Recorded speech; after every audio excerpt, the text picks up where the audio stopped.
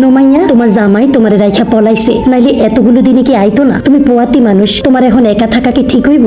বাপ মার কাছে চইলা যাও। খুন্তি দিয়ে তরকারি নাড়ছিল অনন্যা। পাশে দাঁড়িয়ে থাকা মহিলার উপরন্তু কথাটি শুনে তার হাত থেমে গেল, বুক মুচড়ে উঠলো, ঠোঁট জোড়া কেঁপে উঠলো। কাঁপন্ত ঠোঁট কামড়ে নিজেকে নিয়ন্ত্রণ করার চেষ্টা করলো। গলা পাকিয়ে কান্না চলে আসছে, কিন্তু সে কারোর সামনে কাঁদতে চায় না। নিজের অসহায়ত্ব প্রমাণ করা বোকামি ছাড়া আর কিছু নয়। অনন্যা নিজেকে ধাতস্থ করে বলে উঠলো, তেমন কিছু না চাচি, উনি আসবে, দেখে নিয়েন। মহিলাটি মুখ বাঁকিয়ে তার ছিল্লের হাসি দিল, যেন অনন্যা কোনো মজার কথা বলেছে। মহিলাটি আবারও বলে উঠলো, আইলে তো ভালোই, দেখো আইতে আইতে যেন আবার সারা জীবন পার না কইরা দেয়। 2 দিন পর বাড়িও লাইব, ভাড়া গোছাইয়া রাখতে কইছে তোমারে। কয় মাসের ভাড়া পায় মনে আছে তো? মনে আছে চাচি, আপনার কষ্ট করে বলতে হবে না। মহিলার বোধ হয় তার কথা পছন্দ হলো না, মুখ ভেঙচিয়ে চলে গেল সেখান থেকে। মহিলাটা চলে যেতেই অনন্যা চোখে জল বাঁধ ভাঙলো, গড়গড়িয়ে চোখ বেয়ে অশ্রু গড়াতে লাগলো। আজ 1 মাস হয়ে গেল, মুরাদের খবর নেই। তার প্রেগনেন্সি তখন 7 মাস। মুরাদের চাকরি চলে গিয়েছিল 3 মাস আগে। এরপর থেকেই সংসারে অভাব চলছিল। ডেলিভারির সময় টাকা লাগবে বলে মুরাদ বলেছিল জমি বিক্রি করবে। চট্টগ্রামের কিছু জমি আছে মুরাদ, বাবা মা নেই, তাই গ্রামে তেমন যাওয়া পড়তো না। চাচার সাথে কথা বলে জমি বিক্রি করার ব্যবস্থা করেছিল। অনন্যা নিজের এই অবস্থায় মুরাদকে যেতে দিতে চায়নি, কিন্তু তবুও মুরাদ গেল। সেই যে গেল, এরপর আর এলো না। কোনো খোঁজ খবর নেই তার। মুরাদের চাচা বলেছে মুরাদ এসে পড়েছে, কিন্তু কই সে? একটা কলও তো দিল না। পাড়ার লোকেরা বলা বলি করছে মুরাদ পালিয়েছে, কিন্তু অনন্যা সে কথা মানতে নারাজ। সে মানুষটিকে ভালোবাসে, বিশ্বাস করে। অবিশ্বাস করতে মন সায় দেয় না। তারা একটি বারান্দা সহ রুমে থাকে, পাশাপাশি থাকে অন্য ভাড়াটিয়া। দুজনেরই 2 চুলা। বাড়িতে তেমন ঝামেলা নেই, ভাড়া 4000, কিন্তু বকেয়া ভাড়া নিয়ে তাদের ভাড়া জমেছে 12,000 টাকা। এ টাকা বর্তমানে অনেক অনন্যার জন্য। সে একা মানুষ, কত দিকে যাবে? তার প্রেমের বিয়ে, পালিয়ে এসেছিল বাবা মাকে ছেড়ে। এতগুলো বছরে বাবা মায়ের রাগ কমেনি। মুরাদ এতি, সেই সাথে তেমন টাকা পয়সা নেই, দিন আনে দিন খায়। এমন ছেলের কাছে তারা কখনোই মেয়ে দিবে না। কিন্তু তাদের বিপক্ষে গিয়ে অনন্যা ঠিক বিয়েটা করে নিয়েছিল। এখন বাবা মায়ের কাছে গিয়ে দাঁড়ানোর মুখ নেই তার। না গিয়েও উপায় দেখছে না। নিজের জন্য না হোক, কিন্তু বাচ্চার জন্য তার যাওয়াই লাগবে। বাচ্চাটা যে তার প্রাণ, সেই ছোট প্রাণটাকে সে কষ্টে রাখতে পারবে না। কিন্তু এই ঘর তার মুরাদের স্মৃতি। তার মুরাদ এসে যদি তাকে না পায়, তখন নিশ্চয়ই ছেলেটা কষ্ট পাবে। অনন্যা দ্বিধায় পড়ে গেল, কি করবে ভেবে পেল না। একদিকে স্বামীর প্রতি অগাধ ভালোবাসা, অন্যদিকে বাচ্চাকে বাঁচানোর লড়াই। এই লড়াইয়ের শেষ কোথায়? মুরাদ কেন আসছে না? মুরাদ আসলে তো তার সকল কষ্টের সমাপ্তি ঘটবে। এখন শুধু মুরাদের আসার অপেক্ষা। বাড়িওয়ালা ঘরের দরজায় তালা লাগাবে বলে গিয়েছে। বাড়ির সামনে মানুষের ভিড় জমেছিল। লজ্জায় অনন্যার মন চাইছিল মাটির সঙ্গে মিশে যেতে। শরীরের অবস্থাও দিন দিন খারাপের দিকে যাচ্ছে। এই অবস্থায় এত ধকল সহ্য করা যায় না। শেষমেশ সে না পেরে মায়ের নাম্বারে কল দিল। কয়েকবার কল বাজতেই ওপাশ থেকে রিসিভ হলো। ওদিক থেকে হ্যালো হ্যালো করছে, কিন্তু অনন্যা ঠোঁট নাড়িয়ে জবাব দিতে পারছে না। বহু কষ্টে, আমি অনন্যা মা, এতদিনে মনে পড়লো আমাদের কথা।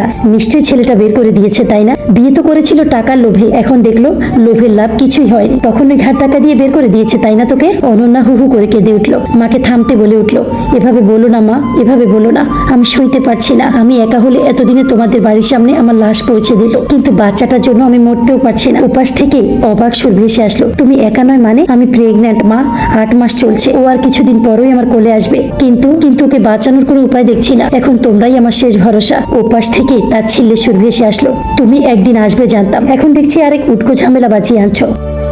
মা, ওকে কিছু বলো না। ওর বিরুদ্ধে আমি কোনো কথা সইতে পারবো না। তোমার বাড়িতে যদি আমার একটু ঠাঁই মিলা হলে জানাইও। না হয় আমাদের মরণ ছাড়া আর কোনো উপায় নেই। মায়ের মনটা এ পর্যায়ে এসে একটু গড়ল মনে হয়। ধীর সুরে বলে উঠলেন, আমি তোমার বাবাকে কল দিয়ে জানাচ্ছি, দেখি তিনি কি বলে। সে যদি আসতে বলে তাহলে কাল সকালে চলে এসো। অনন্যার মরুভূমির মতো বুকে এক ফসলা বৃষ্টির দেখা মিলল যেন। বাবা মায়ের কাছে গেলে তার কষ্ট একটু হলেও লাঘব ঘটবে। এমন একটা সময় তার একা থাকতে হবে না। বাড়ির দরজার সামনে দাঁড়িয়ে আছে অনন্যা, ঘামে মুখখানা ভিজে গেছে। বাবা মায়ের বাড়িতে এসেও ভিতরে ঢোকার অনুমতি পাচ্ছে না সে। মূলত তার বড় ভাই ভিতরে ঢুকতে দিচ্ছে না। বাবা মা আসতে বললেও ভাই তাদের মতের বিরুদ্ধে। ক্লান্ত শরীর নিয়ে অনন্যা চোখে জল ফেলছে, মাথা নিচু করে ভেতরে তিক্ত কথাগুলো হজম করছে। কথা জালেও যে কাউকে মারা যায় তা অনন্যা আজ বুঝলো। মন তো চাইছে এখান থেকে হনহনিয়ে চলে যেতে, কিন্তু যাবে কই? তাদের রুমে যে ফার্নিচার গুলো ছিল সেগুলো বাড়িওয়ালাকে দিয়ে এসেছে। না হয় এত ঘর ভাড়া দেওয়া তার পক্ষে সম্ভব না। কিন্তু এখন কি করবে? পেটে হালকা ব্যথা করছে, সকাল থেকে না খেয়ে আছে। বাচ্চাটা নড়াচড়া বন্ধ করে দিয়েছে। এমন কঠিন পরিস্থিতিতে তার ভয় আরো বাড়ছে। ছোটবেলা থেকে যে বাড়িতে বড় হয়েছে, আজ সেই বাড়িতে ঢুকতেই পারছে না সে। তার জীবনে এমন করুণ পরিস্থিতি আসবে সে কখনো ভাবেনি। অনন্যা মাথা উঠিয়ে একবার ভিতরে তাকালো। রুমের মধ্যে ঝগড়া বেড়েই চলছে। তার ভাই সিদ্ধান্ত নিয়ে জানিয়েছে, যদি এ বাড়িতে অনন্যা থাকে তাহলে তার ভাই এখানে থাকবে না। তার ভাই তার বউ বাচ্চা নিয়ে চলে যাবে।